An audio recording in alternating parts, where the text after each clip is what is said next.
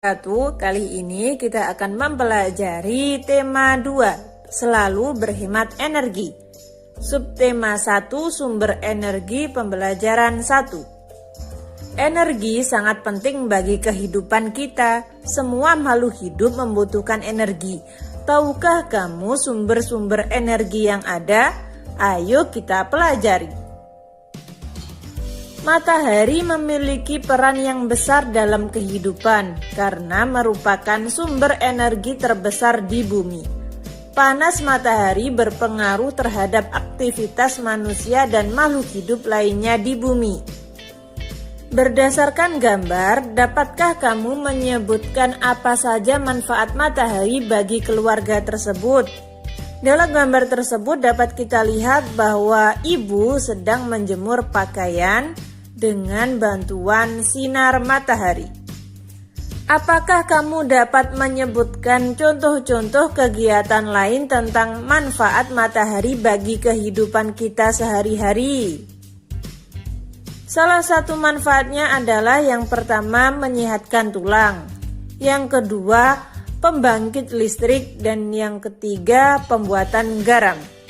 Sebenarnya matahari mempunyai banyak sekali manfaat, tetapi saya di sini hanya menyebutkan 3. Matahari sebagai sumber energi terbesar memancarkan panas dan cahayanya ke bumi. Cahaya matahari menerangi bumi sehingga kita dapat melihat semua makhluk hidup dan benda di siang hari. Panas matahari mengakibatkan adanya kehidupan di bumi.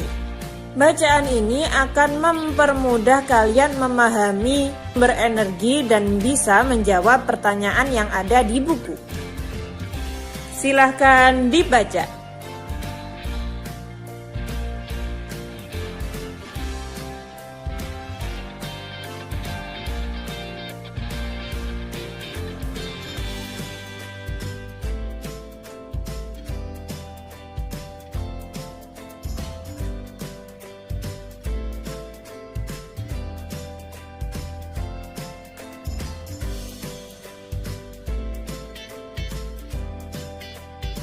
Sumber energi apa yang membuat bumi menjadi hangat? Apa? Ayo jawabannya. Benny ingin membuktikan panas bahwa matahari sebagai sumber energi yang penting untuk kelangsungan makhluk hidup. Ayo kita bantu Benny untuk membuktikannya. Lakukan percobaan ini di luar kelas. Di sini ada 2 percobaan. Silahkan kalian baca.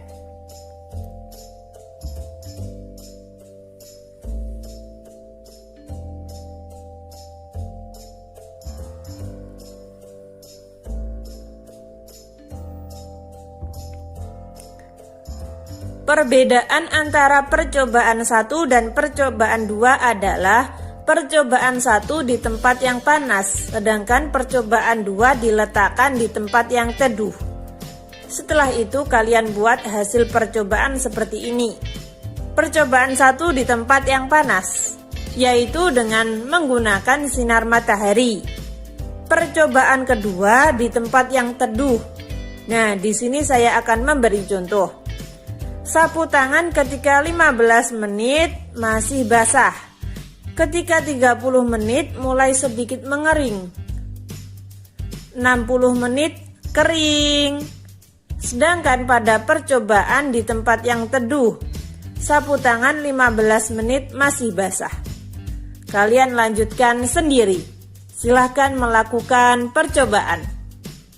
Apa ada perbedaan antara benda-benda yang dijemur di bawah sinar matahari dan yang diletakkan di tempat teduh? Pasti berbeda. Ketika dijemur di bawah matahari, maka benda-benda tersebut akan cepat mengering. Berbeda ketika diletakkan di tempat yang teduh. Lalu kalian buat laporan kegiatan percobaan seperti ini. Nama percobaan, perubahan energi, tujuan percobaan, mengetahui perubahan yang dihasilkan oleh energi. Alat-alatnya silahkan kalian isi. Tadi ada sapu tangan, tisu, kertas. Langkah-langkah kerjanya juga silahkan diisi. Selamat mengerjakan. Di sini ada bacaan, silahkan kalian baca.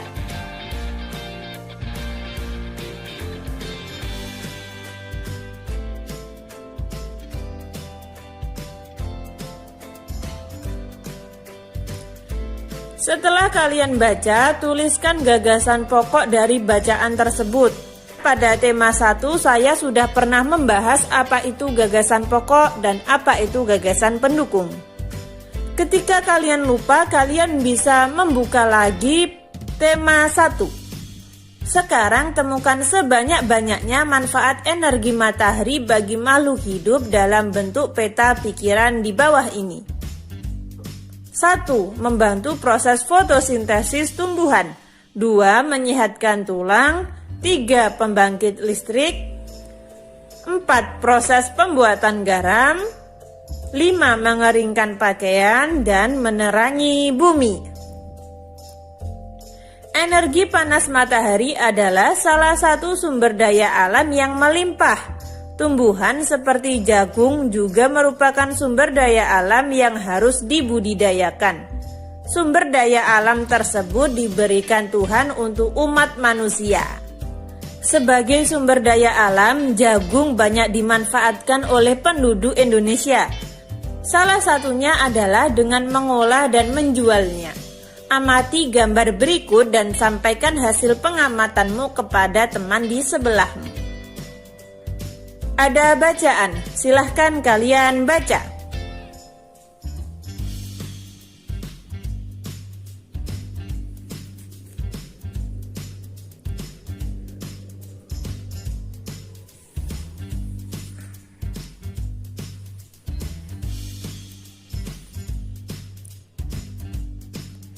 Pada bacaan tersebut dapat saya simpulkan sumber daya alam dibagi menjadi 2. Sumber daya alam tidak dapat diperbarui, contohnya minyak bumi, emas, besi, dan berbagai tambang. Yang kedua, sumber daya alam dapat diperbarui, contohnya hewan, tumbuhan, sinar matahari, udara, dan lain sebagainya. Berikan contoh kegiatan ekonomi yang memanfaatkan kedua jenis sumber daya alam tersebut. Kegiatan ekonomi yang memanfaatkan sumber daya alam yang dapat diperbarui, contohnya kegiatan pertanian dan perkebunan.